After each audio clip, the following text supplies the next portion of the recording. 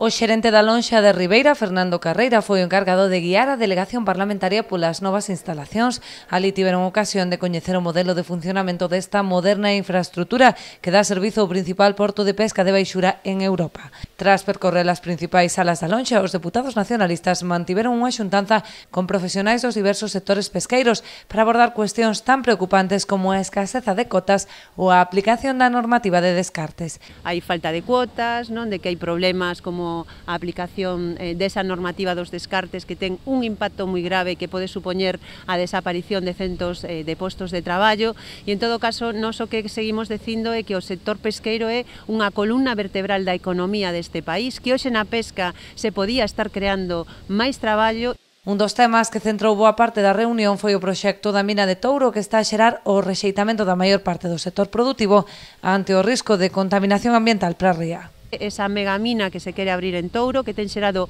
unha gran preocupación polo impacto que pode ter na ría. Nós tamén queremos testar aquí como se vive este problema e animar a que haxa unha participación masiva na movilización que está convocada o vindeiro domingo, día 10 de xuño, en Santiago de Compostela. Creemos que é unha cita ineludible para defender non só o medio ambiente, sino tamén defender a ría, defender os postos de traballo e evitar que sigan ameazando o futuro deste sector, non?